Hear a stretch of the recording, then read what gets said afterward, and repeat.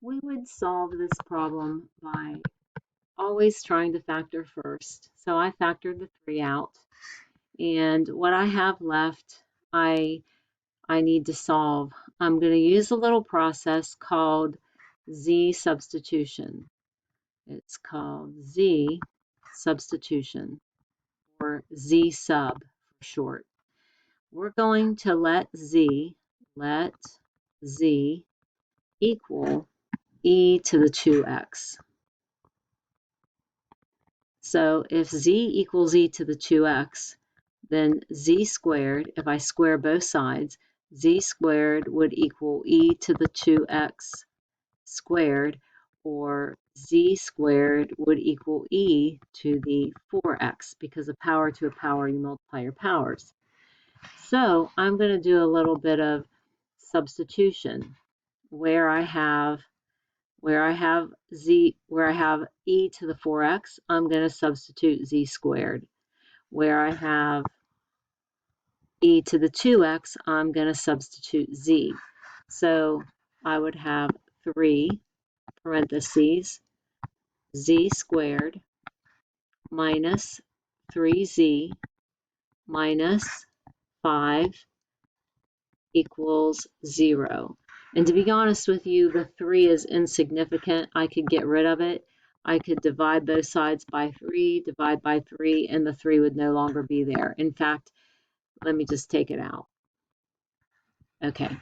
Now we would solve this by using the quadratic formula. This does not factor, so the quadratic formula, my a value would be 1, my b value would be -3, and c would equal -5. So we have z equals -b, which would be 3, plus minus the square root of b squared would be 9, minus 4 times a times c, all over 2 times a. So I end up with z equals 3 plus or minus the square root of 9 plus 20, which is 29, over 2. That's what z equals. But remember, we are ultimately trying to solve for x. In the original problem, we didn't have any z's, we had x's. So recall that z equals e to the 2x. And we know what z is. I'm going to write this down twice. Z equals e to the 2x. Z equals e to the 2x power. So we know what z equals.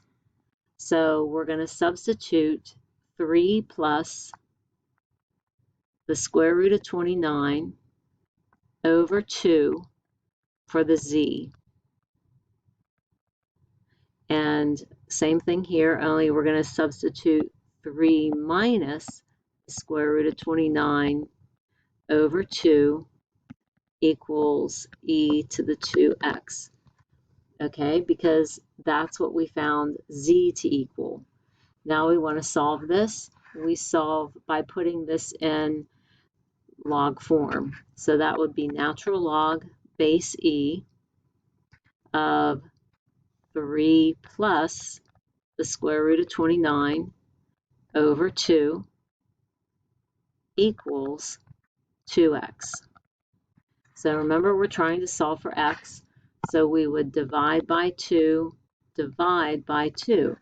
So we'd have, for our x value, we'd have natural log of 3 plus the square root of 29 over 2 all over 2 equals x.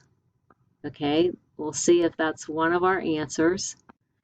We'll see what that decimal value is. Okay, now the second answer comes from this one. So we're going to put this in log form. So that's natural log base e of 3 minus the square root of 29 over 2 equals the exponent, which is 2x. Divide by 2 on both sides.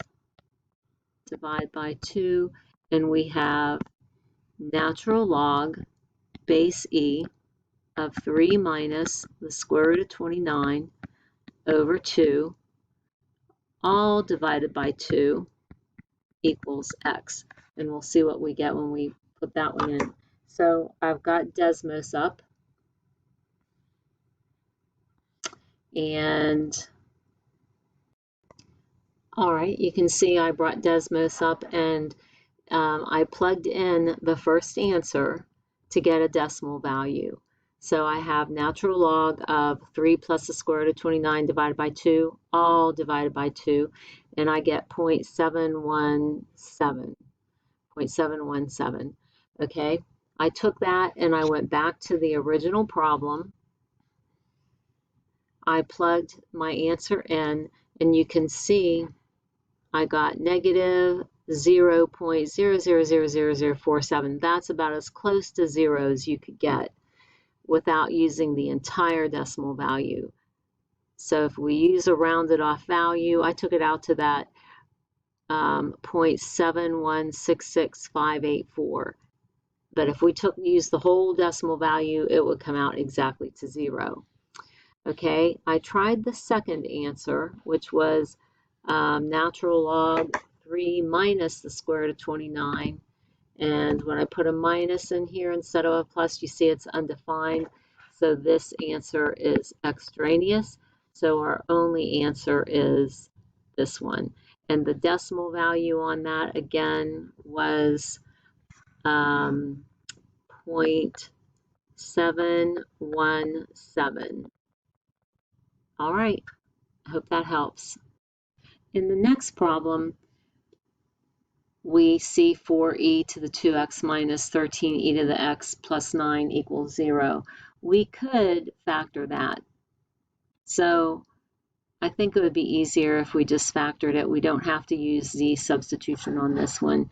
So let's try factoring 4e to the x times 1e to the x will give us 4e to the 2x power, because remember, you add your powers. To get a positive 9, let's take a negative 9 times a negative 1. Negative 9 times negative 1 definitely gives us a positive 9. So here's how we check it. Here's how I've always checked it. I know that my outside times my outside, that's the O in FOIL. That would give me negative 4e to the x. And the I in FOIL stands for inside number times inside number. That would give me negative 9e to the x power.